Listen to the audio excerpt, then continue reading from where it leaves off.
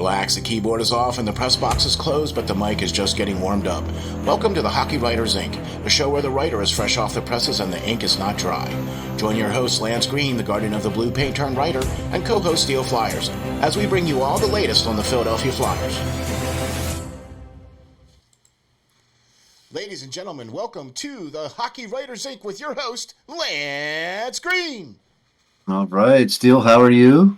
Oh man, I'll tell you what, I'm pretty fired up, actually. I'm pretty fired up, especially after what happened last night with the games, you know what I mean? So we're definitely a little fired up, but man, we got a little special guest sitting in here with us today, don't we? I think so. Why don't you go ahead and introduce him? Yeah, buddy, that's right, folks. We got the main man, pots and pans, Mr. Isaiah from the O&BPuckcast. How are you, brother? Yeah, I think he's on mute. Yep, I think he's on mute. There he goes. Sin in the podcast game, isn't it? Thank you, gentlemen, for having me on and putting up with my mutationist. Oh, hey, man, we would put up with anything from you, man, for real. Thank you very much for being on here, Isaiah, man. We really appreciate this.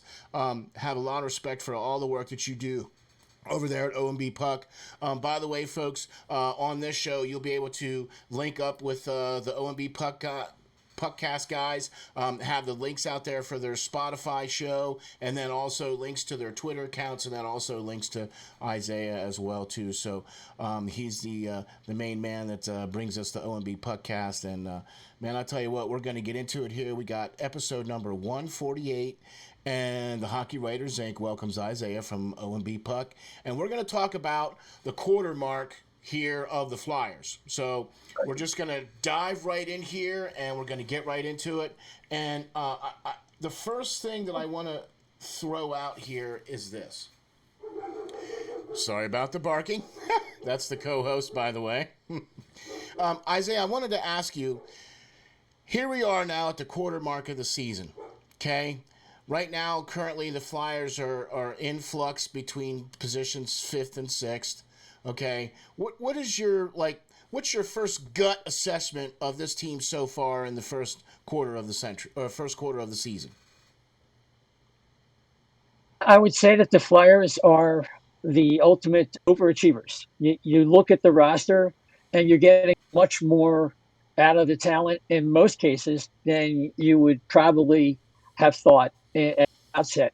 So, that, of course, points to the coach and the installation of the kind of work ethic that had been established here for, I guess, over a half a century period from the time of the early 70s when Shiro got here on through, through the 2010 Cup run, and melted away. And then we all know the story when Ron Hextall came on board. And you know, now it seems with John Tortorella that even though they are rebuilding in a sense, they're kind of doing it a different way. They're looking at the kind of talent that they have drafted in the past, and they don't want to just throw it all away and hope to get X number of picks like Arizona or Buffalo or other circumstances where you might get great players, but they're going to play on very bad teams that'll never win anything for upwards of a decade. So what they're trying to do is make the best of a situation where they create a culture of winning and expectations and details, because the Flyers really are a very detail-oriented team. When I'm talking about stick on puck, body position, making certain plays around the blue line, et cetera, and they are really taking those boxes off. And those are the types of things that you want in place. You get good players, or you make that big move in free agency or trade, what have you, there's an expectation that they're going to be buying into once they're on board. And that's how the Flyers are going about everything. Everything else is gravy in terms of what could occur standings-wise or self-wise. I think right now they're at a critical time where they're really evaluating players between now and the trade deadline and making that first batch of decisions since Andy Briere took over about who's part of our future and who's not. Wow, there you go. So, Mr. Lance Green, I will propose the same question to you. What is your first gut response to the first quarter of the season here for the Flyers? Well, I would expect kind of nothing less from John Tortorella's teams. They're going to be competitive, and he's going to get the most out of his players that he can. And guys that aren't willing to produce to the level that he thinks they can are going to sit. And we've seen that through Morgan Frost and others. Sitting the bench, or not even dressed for certain nights. There's been a lot of movement in and out of the lineup. When I don't really agree with that wholeheartedly, with like guys like Bobby Brink and stuff like that. I think they just need to stay in there and play some time with these guys and build a rapport with some of the line mates. But I also don't have my name on a Stanley Cup or a Jack Adams award. So kudos goes out to John Tortorella. I think, Isaiah said here, this is what the team is going to be. It's going to be a competitive team. They're not elite, obviously. They're rebuilding still, but they're competitive, and I think that's what the city of Philadelphia can respect, right? For years in the Giroux and Voracek era, I think we got too used to losing, and we were just okay with it. And that is something that, or just mediocre, and guys that, oh, we didn't make the playoffs, darn, I guess we'll hit the, putting green that much sooner this year. We just seem to be okay with that. And now we've gotten back to a state that the Flyers are, known for, just being generally competitive. And even if you don't have the most skilled players out on the ice, Flyer fans are going to be okay with that because they know we're trying to get to that point. And the players that are wearing the orange and black that currently are going to go out there and give it their all every single night. And that's all, I think the fans at this point really do ask for the team. We don't want to go and see some bunch of guys that are made to lose every single night and try to hope for a draft pick that Gary Bettman will never let the Flyers have in a first overall pick or something like that. And because who knows, we're not the Arizona Coyotes or other teams that he plays favors to. But that's another story.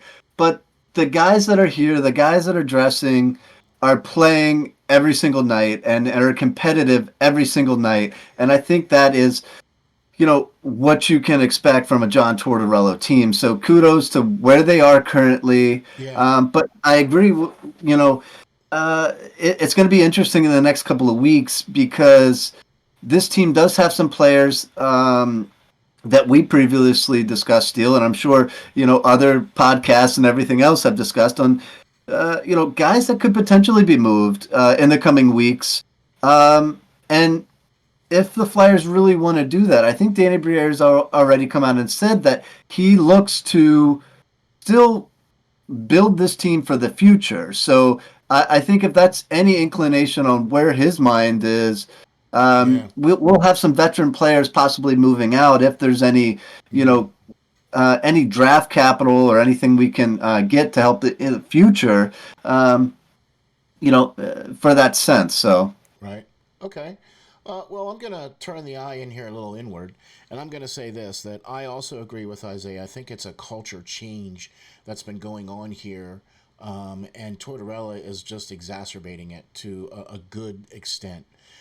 Having the guys come in and stick around during the summer and then coming into training camp all nice and in shape and then putting on a hard training camp and everything else like that. There was never going to be a question about a Tortorella team not prepared to play.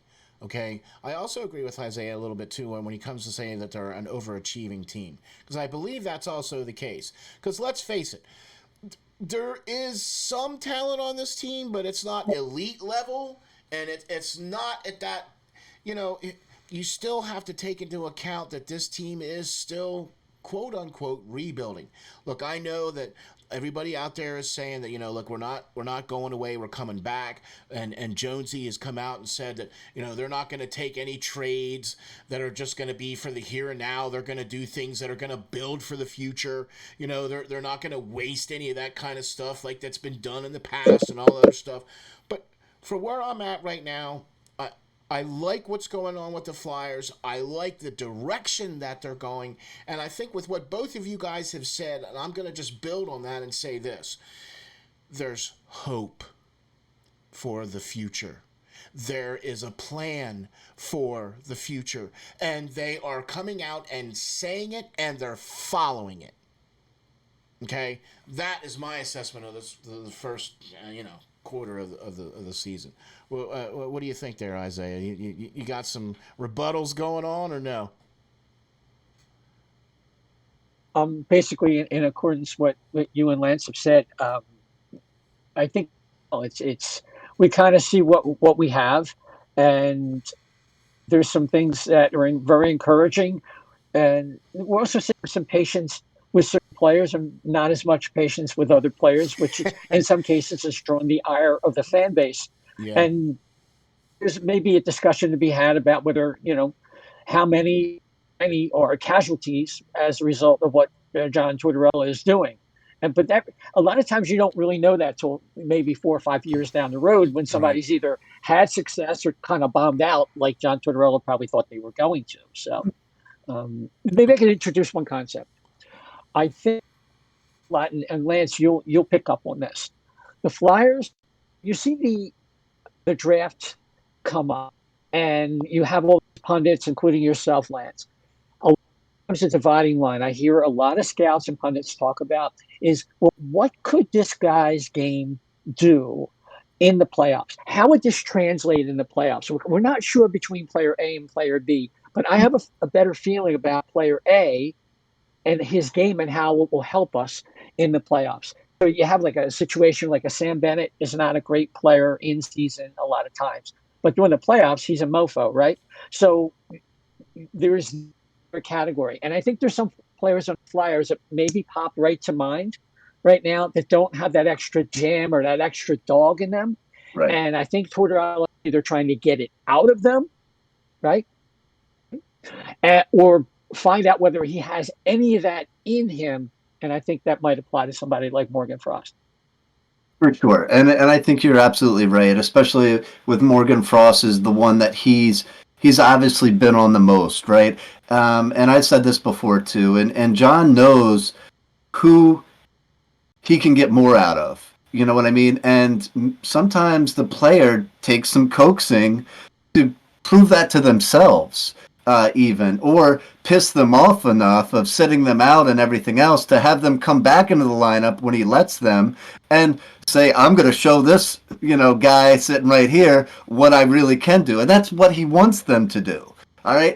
And he wouldn't do that to a player if he doesn't think that they have more to give. And he's done that elsewhere where he's, had guys. And if they don't really take that next step, then he kindly pushes them out, or not so kindly pushes them out sometimes to the point where they just find out they want to leave. Whatever the case may be, Tortorella's going to get his way one way or the other. You're either going to play his style of hockey, buying into his system, and produce at the level he thinks you can. And Kevin Hayes was another one last year. I think, John thought he could get more out of him, and he should have been able to step up more so with all the injuries to Couture and everything else. And, although he did make an All-Star game, he kind of after the All-Star game. So, it is what it is, but that is, John Tortorella in a nutshell.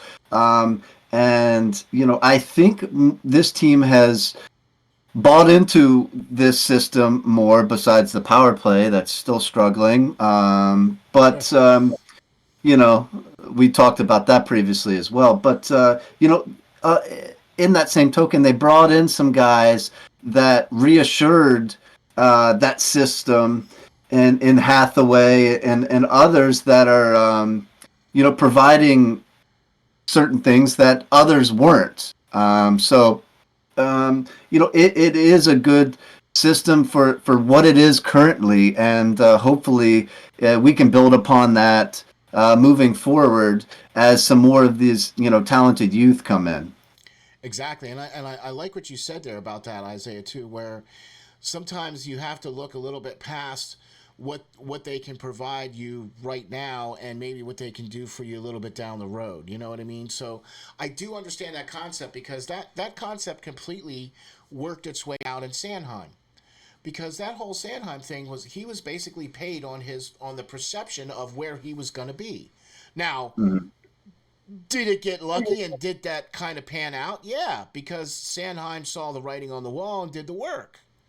Do you know what I mean? And so that's kind of where, and that's why I think that, and I've eaten a lot of crow about this because I was not a big Tortorella fan at the very beginning, and I just was very unhappy with this. But I am completely and utterly 100% convinced that John Tortorella is the team or is the coach for this team right now to get the most out of the players that they have and to be able to establish a system and a level of standard that players have to buy into, and if they don't, they're going to be riding the bench. So those are some really great assessments on the first quarter of the season from both our esteemed guest and then, of course, from Lance. I want to get into our next topic here, fellas, and I'm going to go to Lance first on this one. The last three games from the Flyers, okay? Carolina Hurricanes was a 4-1 loss. The New Jersey Devils game was a loss as well. And then the game last night against Pittsburgh was a 4-3 win in overtime. So I know there's three games there, but I kind of want to touch on just give me your assessment of the last three games, Lance. I mean, the Hurricanes are going to be what they are. I think we got lucky to be in some games and stuff with them earlier on this season, but the Hurricanes are a good team, and I think they're finding themselves. As always, they seem to replace a lot of their players. They don't pay a lot of their players, and a lot of their team is now gelling together. And they've had to battle some injury problems too, but I think they're slowly coming together and being that once again contender. But as far as the Devils and the Penguins go, they're heated rivalry games that we saw yet again. Even with some new players on the Flyers, we're seeing those scrums after the whistle, and stinky mitts, shoved in people's face, and all that good stuff. That of course, I like to see. But even though we lost against the Devils, what did we do? We took it to overtime, right? We're in games. That's what I like to see. And then, of course, the shootout winner where Big Sam took over and shut him out in the shootout, and even stopping Sidney Crosby and such. So kudos go out to him. I'm actually working on a little piece talking about him and some other stuff right now. That should be up hopefully in a couple days. Trying to formulate that all together and do my research. Of course, I like to have all my stats and numbers and everything in there, but to prove my point. But overall, some great things I've seen about this stuff is Forrester's getting going. He had some struggles there for a while. Forrester seems to be going. Scotty Lawton had one this last game. Owen Tippett had a beautiful goal. A couple breakaway, chances there. And I gotta say, I liked what I've seen so far from Ristolainen. He's a plus player. He's a +1, but I'll take it because he's a career minus 150 something. So he's buying into a defensive system here and coming back from injury and playing a lot better than I expected, let's say. Me too. Yeah, me too. So kudos goes out to him, and Sam's pushing for some more playing time for sure. I agree. Isaiah, what say you here about those last three games, Carolina, New Jersey, and the Penguins? Climbing a mountain, right? So against Carolina, they were kind of outclassed at times, especially when they had an unfair call against Hathaway, who basically was bad. made a hit where he was playing to the whistle and he hit a guy before the whistle. So, And he was actually what was pushed the into it problem too. there? So yeah, I'm Yeah. with you. I agree. So, but they dealt with that. So I think that was a tough game, and Carolina was the better team, and they exploited that. So um, the other part of it is when you look at the Devils, this is a game where they hadn't come back to win a game yet this Yep. year. Yep. So they almost did it. And then I was a little disappointed in the play that happened in overtime, where they essentially left themselves like I guess, a move in chess. They made a very low percentage play and on a net drive, and you knew it was going to go back the other way. And the Hughes brothers basically came back and ended it right there. But you could say, over the largest extent of the game, the Flyers outplayed the Devils after the Devils took the lead, and there Yeah. was a lot of game left. Yeah. So then they complete that scenario where again they fall. Well, did they fall behind yesterday, or they score the Yes. first one? No. They fell Right, behind. They did not score the first goal. right. So they fell behind, and they come back, and they give up that last like 10 minutes. They really just caved in, and a I little knew that too was coming. passive. Yeah. And you knew it was coming, but they found a way to win the game. They held their own in overtime, and this time they completed their first comeback win. So what they're doing along the way here is they're checking boxes and improving in some, I guess, macro categories, showing that they have some metal to them, outside of maybe overachieving in a game here and a game there. And they're beating teams that are very competitive, or in the case of the Canes, are among the elite in the league.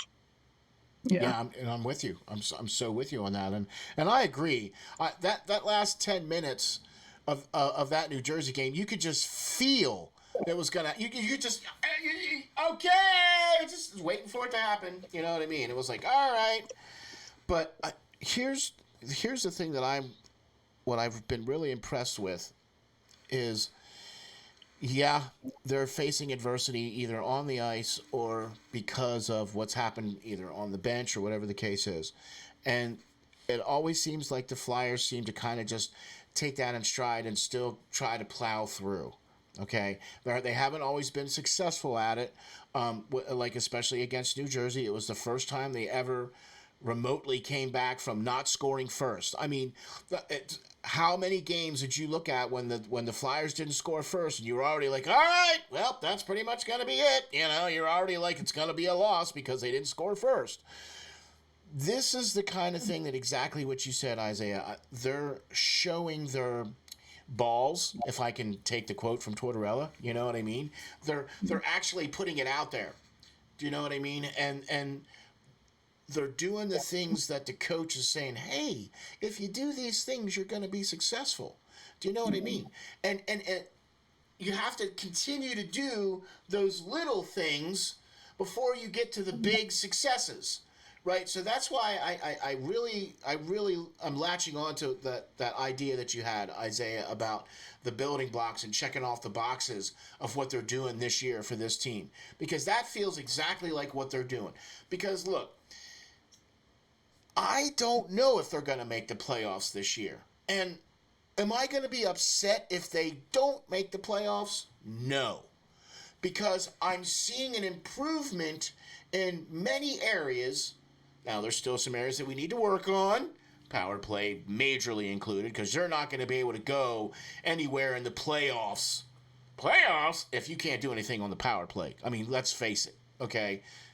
So that's kind of my assessment of this whole situation, where I think I see a lot of good, especially against the Pittsburgh Penguins, where they were able to come back and weather the storm in the 3-on-3 and then the shootout. When you saw Couturier turn his back and make that goal, it was like, all right, yeah, you're like, all right, we got a shot, But that's kind of where I'm at. You know what I mean? I'm liking what I'm seeing, but there's still a lot to work on. Yeah, I agree. I think there's a lot to work on, but it's easy to get pumped up for the Penguins, right? I mean, it's the most hated rivalry, probably, besides Colorado and Detroit or something, from those years.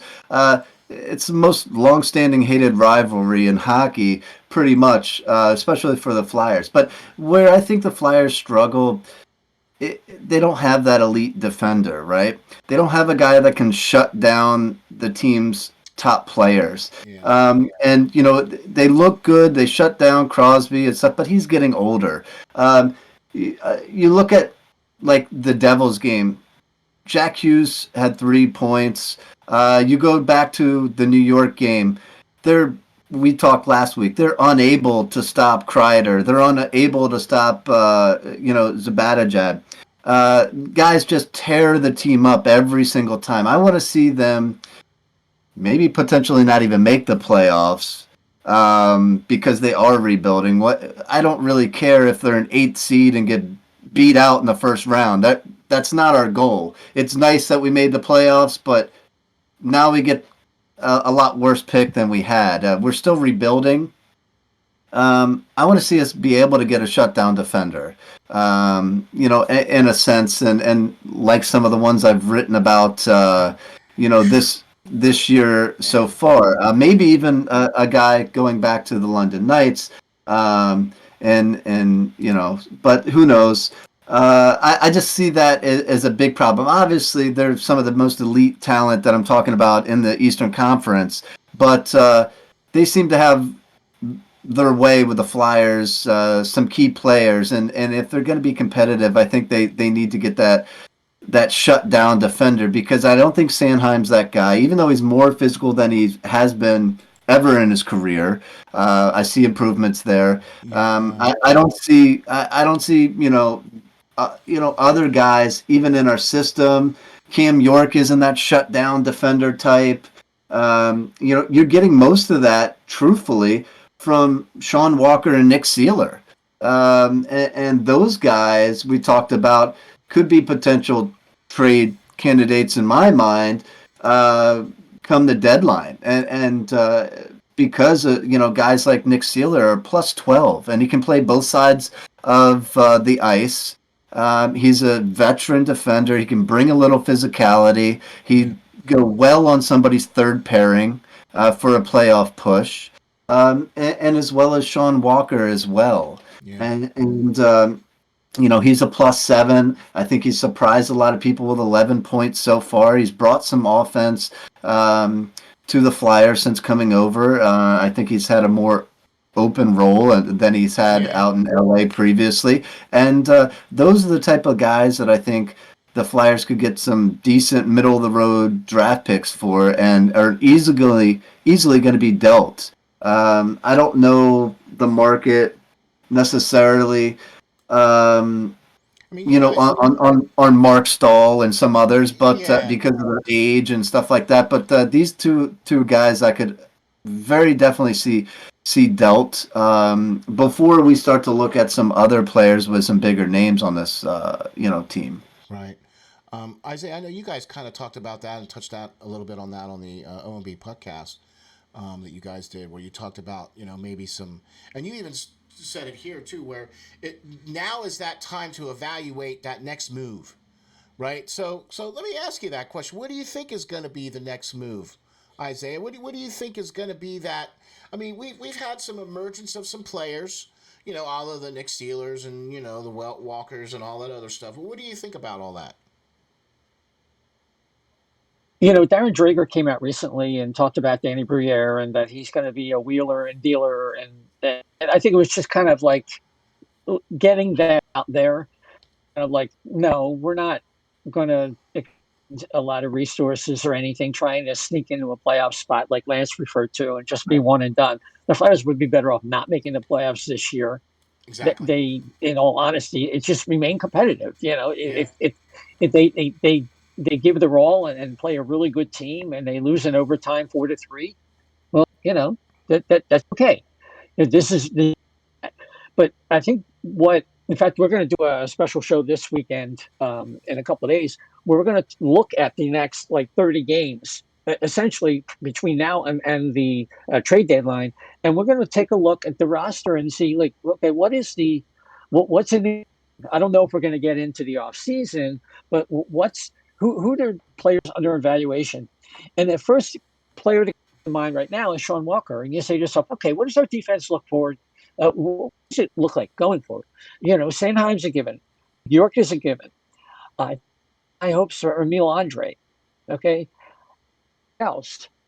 It's including some guys we haven't seen yet that are down in Lehigh Valley still, Ginning and Adder. So where does Sean Walker fit in? Where does Ristolainen fit in? And to me, and kind of alluding to something that Lance was talking about, I think Sean Walker's come to a point where if you could get a reasonable deal to sign him here, if you look at the three defensemen that they're counting on, that they're going to be part of their future, okay, assuming Bonk's going to be there, Bonk is like 2-3 years from becoming a real factor, probably, right?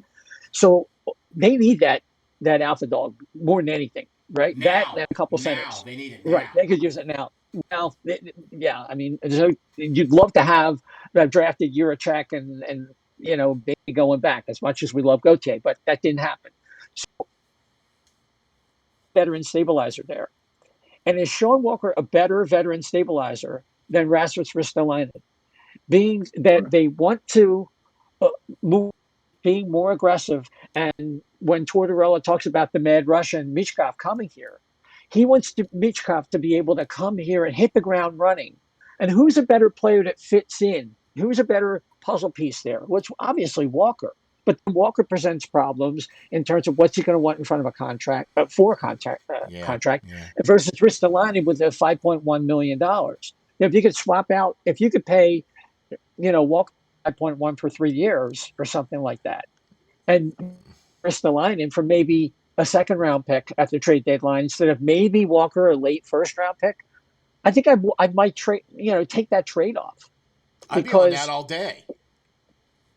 I mean, it'd be hard pressed to find a team that would want Ristolainen, I would think. That's the problem. He's playing. Okay. A couple things. If he continues in the trend that he is right now, he may. That's that next 30 games that you said. Okay, we got 30 games, and if he continues shutting down plays and being that guy, then he's a right-handed guy built for the playoffs. Remember, I talked about how scouts are looking at the amateurs that way. Yeah. Well, it's just the same thing, the trade deadline time of year. So maybe there's a rationale. And yeah, I'm endorsing a healthy dose of wishful thinking there, too. I mean, let's not kid ourselves. But I think Sealer's gone. Stahl looks like he's washed up. He doesn't look good at all. He might still be injured. Maybe that, I mean, frankly, Belpedio has been better than any of the other guys they've run out there. I'm with you. What does that tell you? And I think, then you look at players like Frost and others, and I do want to reference something that's kind of along the same lines with why they're not sticking with Brink and why they've been more insistent with Forster.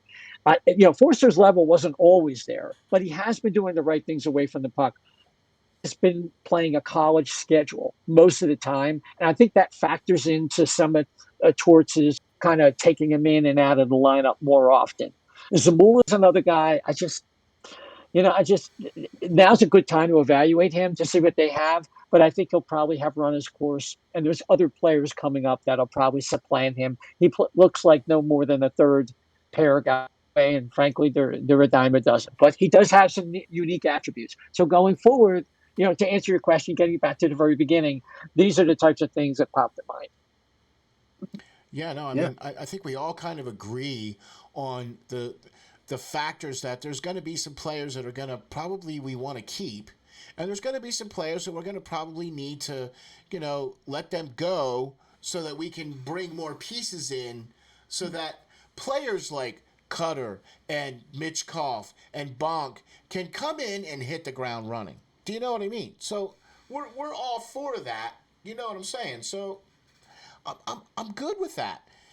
But you mentioned something. Yeah, go ahead, Lance. Go ahead. Yeah, I think it too. You got to take into effect that some of these players, like you mentioned, your Morgan Frost, your Zamulas, they've been here for quite a long time. They've kind of reached their peak. And these aren't Danny Briere's guys. He's going to want to bring in his own guys that he's drafted. Now he's had one draft, which I think so far has turned out to be pretty successful in the terms of quite a few players that he's drafted. And, he's going to want to bring in those prospects that maybe are within the system already that he didn't draft, that he likes, and sign them. So it's always when a new GM has come in within that first year, a bunch of players that leave out and an influx of new players that tend to fit the coach's system that's in place now, as well as the GM's likes as far as that goes. So a lot of these guys have been hanging around, like the Zamulas and stuff like that are just okay. And like you said, maybe peaked at a third pairing defensive level. They're going to be moved out of the way for what they can get in terms so that they can bring others back in that are more promising and younger that, still have a growing ceiling and not, leveling out there. Exactly. You look, there has to be that kind of transition in this team, especially when you're doing a rebuild. I think what Danny Briere did this past offseason was there was a lot of good moves that he made, and he brought a lot of guys in here that I think could help this team.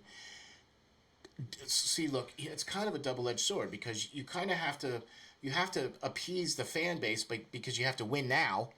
But then you have to kind of also have to say, well, hey, we're still rebuilding, so we kind of have to do it the right way. So let's do it the right way, even though we're still kind of trying to win now, quote unquote. You know what I'm saying?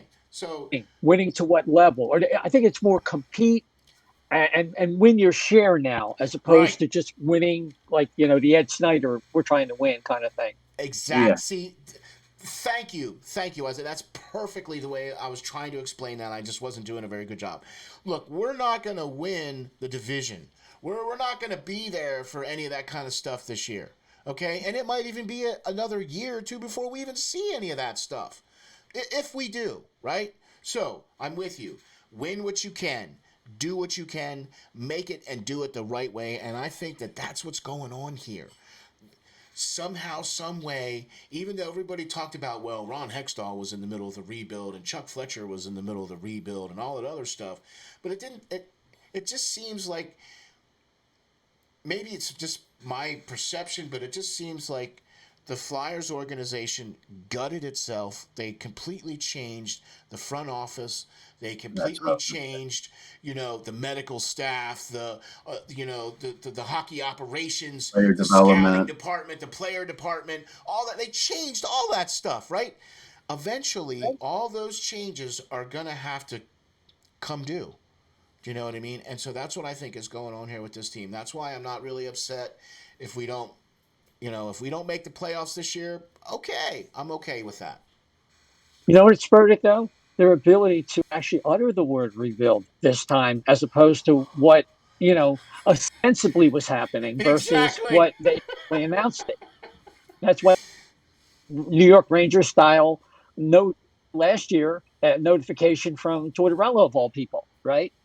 And that they jettisoned the old CEO, so yeah, it's different now, no doubt. I mean, let's face it, Flyer fans are not stupid. They know the game. Philadelphia sports fans in general eat, breathe, and sleep their sports and know the game. And don't go out and lie to us. Let's be honest here. Don't go out and lie to us because we're too smart for that. We're not some occasional fan, like DC that shows up in the second period in a business office suit because they just got out of work. Like, we're pre-gaming, we're post-gaming, everything, and gearing up and looking at stats and doing all this stuff, doing our homework. So don't lie to us about we're not in a rebuild, we're in a bowl. We've been in for a while, and this is what it is. And let's face reality here. Yeah, like everybody's saying, let's stay competitive, but let's stay the course and continue to build for the future. And I think Danny Briere and Keith Jones have been backing up what they've been saying. Like Steele said, they've changed different areas that have the back the back office stuff that aren't out in the limelight of things that probably needed to be changed for some time now. Shel Samuelson has been involved with player development and a coach and everything else for 20 some years. Wasn't getting the job done. Other aspects that were changed are a new lease on things and a new fresh eyes on things. So I'm excited about all of this, and it does seem that they're going about this rebuild, let's call it what it is, the right way. They've addressed every standpoint that I've written articles about in the past and all that, and and I think Danny Briere kind of caught a lot of people off guard with especially that Provorov trade and stuff what he was able to get back on such his first real trade in a sense. And I think a lot of GMs kind of stepped back and were like, hey, we got to take this guy not with just a grain of salt here and take him as an equal here, because he was able to pull off quite the deal that Chuck Fletcher and others before him with this franchise wouldn't have. So, it's time to gain a little respect and start to rebuild back that Flyers hockey, that competitive nature, that hard-nosed brand of hockey that we've come to know and love over the years that, went away for like a decade or so at least. Let's be honest. So it's refreshing to see what kind of team is out on the ice right now, and what is coming up the pike in these prospects, and what potentially still could in the coming years. Yeah, so that's kind of what I want to touch on here real quick here, just to kind of round us out here, because you talked about this as well, Isaiah, where you're going to be evaluating the next 30 games and everything else like that. But I would like to know what some of your little brief thoughts are about some of the prospects that the Flyers have going for them right now. I mean, we've seen all the tape on the Mitchkoffs. We've seen a lot of stuff that McPherson. We've seen stuff on all the Cutter and everything else like that. I mean, these are all mostly the guys that Danny Briere has selected, in the draft. So what do you think about some of these young kids? I mean, you already said that you feel that Bonk is like 2-3 years out. Mm-hmm. Yeah, I mean, I'm mainly, like many fans, concentrating on the top guys who are both qualified as blue chip type prospects. Maybe a purist would say Michkov is in that category, and Gauthier just below. Michkov looks like a hell of a player, right? I see some immaturity in his game, and also some things that aren't going to really fly in North America, kind of like skating around and although Forsberg was able to get away with that, but that was a Hall of Famer. But Mishkov's going to be a hell of a player. He's going to be a shot in the arm. He's going to be instant offense, and if anybody make a power play go and have that vision and make quick decisions and identify seams, passing and shooting, seams on the ice, he's one of them, right?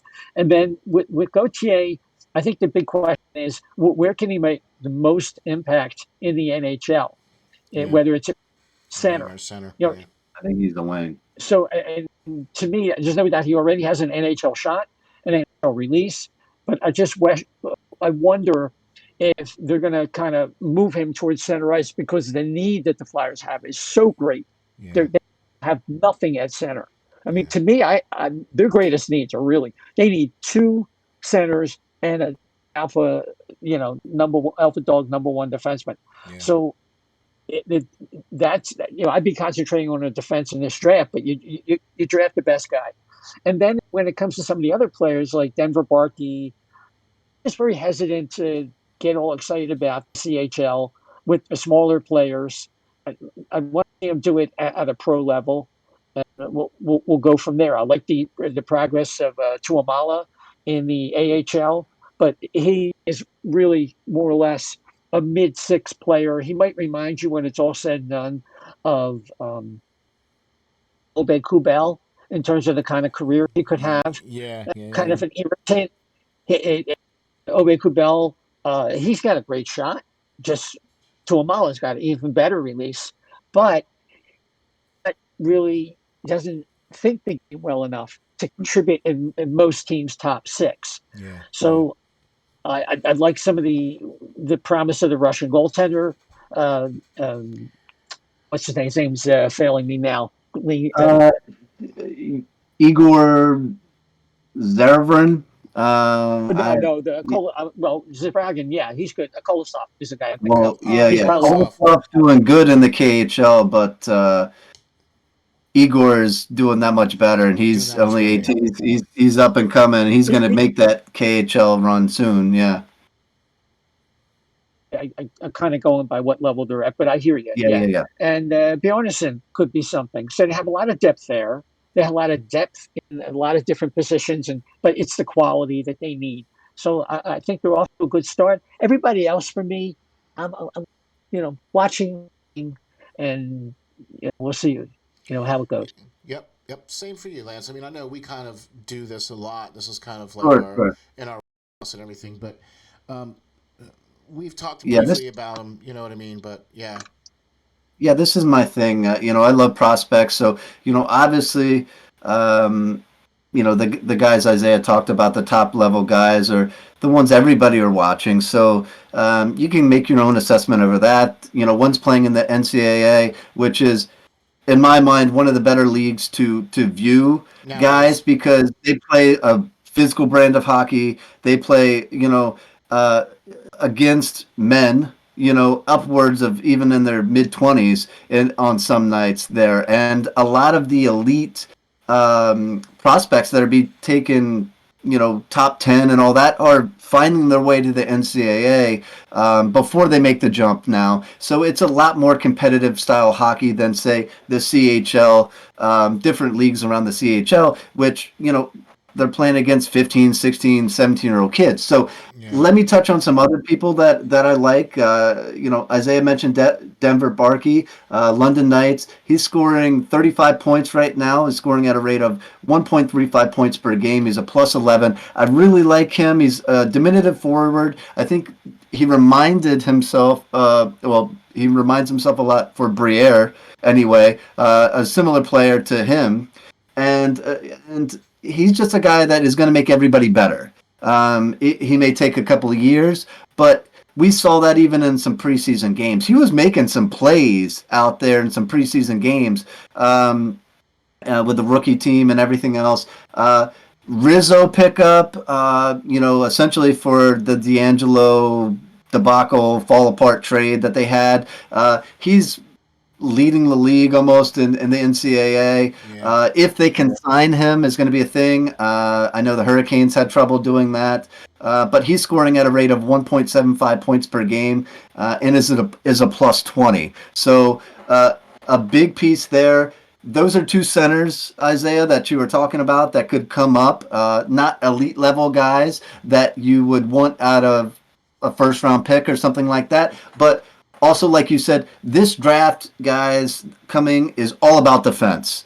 All about defense. You can pick a right-hand shot defender, NHL caliber guy, all the way into the late second round. Easy. There is plentiful amount of defenders in this draft. You have your choice few great offensive talents that are going to come out of here, but this is the year to pick defense. I don't see a ton of goaltending. I like a couple of goaltenders that we talked about on Prospect Watch, and we've had one or two of them come on and join us. Hopefully some more in the future here, but Bonk is playing at a game point per game level for the London Knights. He's playing really well too. I really like really well how he's coming along. Yep, really, really well. But those are the guys that are really, really standing out to me in a sense. I go back to goaltending. Yes, Kolosov is playing pretty decent. He's not winning a whole lot of games, but I don't think he's on a great team, in the KHL right now. But his numbers look good. They stink. Yeah. His numbers are good for being on a bad team. There you go. And I think Carson's hurt right now. So, not great numbers, but again, he's playing on a bad team in the Wheat Kings in the WHL, which are getting beaten by pretty much every other elite team and prospect out there right now. But my guy, as far as goaltending goes, and I'm gotta feature him a little bit in this article coming up that I'm writing about, is Igor, who we drafted in the 3rd round.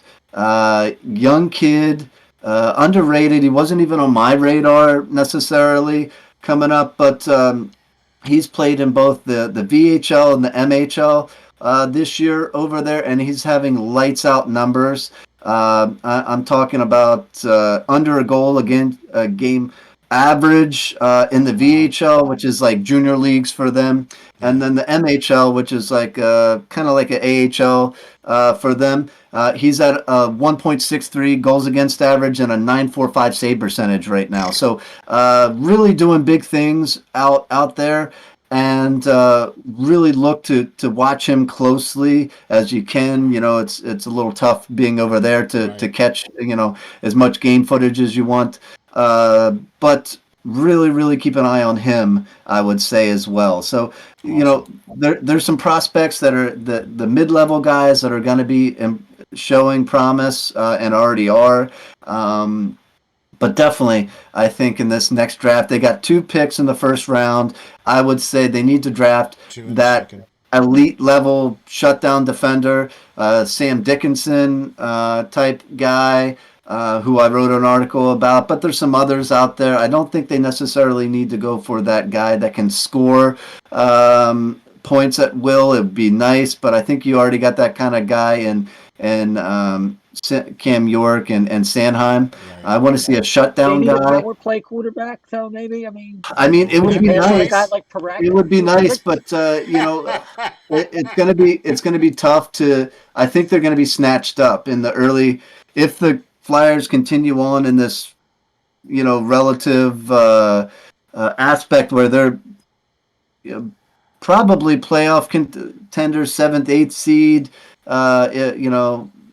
It's going to be tough to get one of those. If they bag another quality pick, they might have 3 going in there. So right. Well, if they package that up or whatever, or if they ship some other guys out, they could definitely do some wheeling and dealing as Danny Briere seems to want to do. So there's definitely a couple of power play quarterbacks out there. In my mind, in the 1st round, but I think they're going to be. It all depends where they land, for sure. Yeah. If they land, inside the top 15, they could land a power play guy for sure. There's 2 or 3 of them in that are going to be snatched up on the defensive side, and then there's some definite shutdown defenders as well. Like I said, it's definitely defensive loaded, but I think we need to snatch a center with that other 1st round pick as well. So we'll see what comes as these next games come along and what we can possibly acquire at the deadline to help that in a sense. So it'll be interesting. So you guys both think that the Flyers are going to be buyers at the trade deadline? No, I hope they're sellers. Oh, I mean sellers. I'm sorry. You think they're going to be sellers at the deadline given the right deal? You guys both think that? Absolutely. Okay. I mean, that's a given.